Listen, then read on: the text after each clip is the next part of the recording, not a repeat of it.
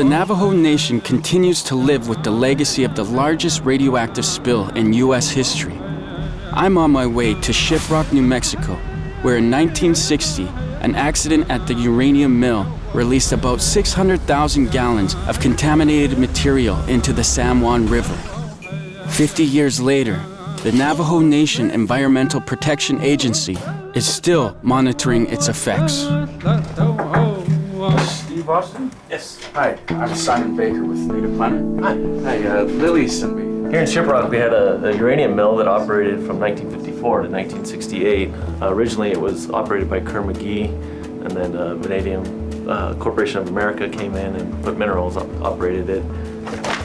And they would crush the ore on site, and then they would treat it through a series of acid and solvents to extract the uranium and the vanadium. The solid waste they would put up here on two different ponds. They were covered several acres and eventually were almost 30 feet high in waste material. When you go to the site, what's the focus of your work? Well, right now, the Department of Energy is trying to clean up the groundwater, and that's the main focus right now.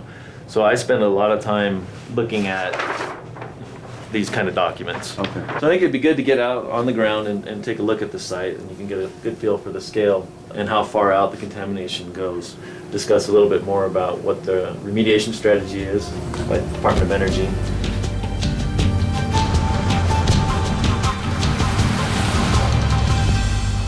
So this is the site. There's the San Juan, as you can see. And just on the other side of the bridge here.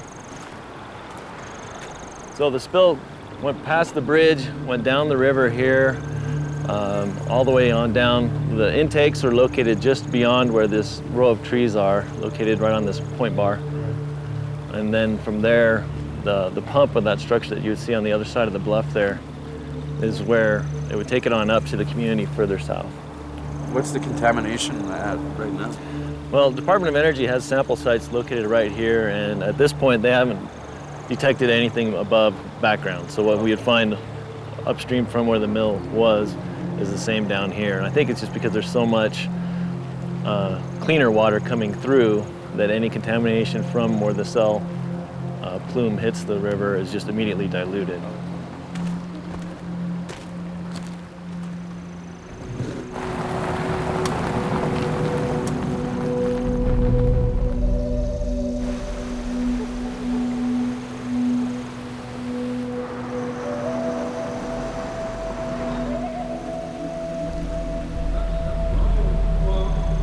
So all the groundwater that they're pumping out of the terrace area here and the floodplain over there is coming to this pond right here. Their goal for the floodplain is to get as much of the contaminated water out and bring in San Juan River water in to flush it and eventually clean up the floodplain. Right. On the terrace, their goal is to try and dry it up. They don't think that the aquifer here is natural. They think it's all caused by either the mill operations or some farming that occurred on the west side. So they think if they can dry it up, then there's no more risk, there's no more problem, they're good. Our concern is that the contaminants will still be left within that soil column with the rocks and the sands that are still there. So we want them to actually try and clean it up if that's possible. There's no complaints of the smell, or I guess they probably complain about the look of it. Yeah, we haven't really had a lot of complaints. Nothing about the smell. Usually the only complaints we get is when there's a pipeline that breaks or if their dogs are getting through the fence or something like that. So I hope that gives you a good feel for what we're doing and the Department of Energy is doing to take care of the legacy from the former uranium mill here. Yeah, it's been great. Thank you. Sure, no problem.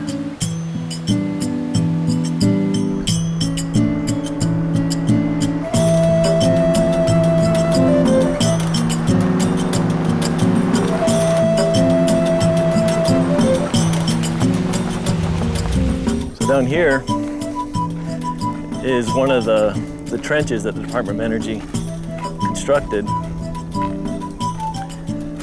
So the point of this interception trench that we're looking at here is to capture all the contaminated water that's coming off of this terrace area. It's in the subsurface here and is flowing into the floodplain. The goal is to try and intercept that to prevent that from eventually making it out to the San Juan River. So our concern is the contaminated water may still be coming from the cell. In fact, Dewey admits that it is still draining from the cell. The question is, and what's up for debate, is how much and whether or not that poses a risk. And from the Navajo perspective, the risk is more than just the health risk. There's also a spiritual aspect to it. And so they would prefer, and our position is, that the cell get removed. Lying due east of the Nevada test site, radioactive fallout from America's nuclear bomb program has blown downwind over the Navajo Nation since the 1940s. Sustained exposure to fallout is contributing to the elevated levels of cancer and radiation illness that the Navajo now live with. I'm on my way to meet an organization that's helping retired uranium miners and fallout victims access compensation from the U.S. government. Brock here and welcome. This is where the river flows, the buffalo roam, and the prairie dogs are plentiful. You can go on and tell me a little bit about yourself and what you do. I'm Phil Harrison. I have been an advocate for former Navajo uranium workers that participated in the mining and milling back in 1940s through 1990s. And it's been a long struggle since the Navajo uranium workers were abused and they were not informed about the dangers of uranium mining. Only the white people and the Anglo towns of Utah were given compensation. So downwinders are people that resided downwind from Nevada test site. So when the Nevada test site was experimenting with atomic bombs, they only detonated these bombs when the wind was coming towards Shiprock. Well, most of us, it bothers our ears to our hearing because there's a lot of noise in the mines. 7 substances that was diagnosed in my lungs. Leroy, mind telling me a little bit about your experience? Yeah, my name is Leroy Harry. Started working as a laborer, cleaning those wooden barrels, which contains the uranium and acid. We never thought about our future life. We're damaging ourselves, and that's how I got on all those stuff working on these uranium and the vanadium. How has it affected your health, by the way, actually? My lungs, Yeah. my brain, my eyes, my ears, the whole works. So I'm contaminated with a uranium disease, or whatever you call it. Like I have a spot on my, if I didn't work for that, I would still have a clear faces. You put a mark on me. Let's get this done. Let's get people paid, ease the requirements. Because a lot of these workers are up in their age now. They're in 70s, 80s, and 90s. And I think they're entitled to it. It's not just think, but they're entitled to their compensation. After all, they're injured and they're not going to get a new pair of lungs. They never set out bombs to go to Hollywood to protect Marilyn Monroe, They protected John Wayne. But when we were over here, they detonated these bombs.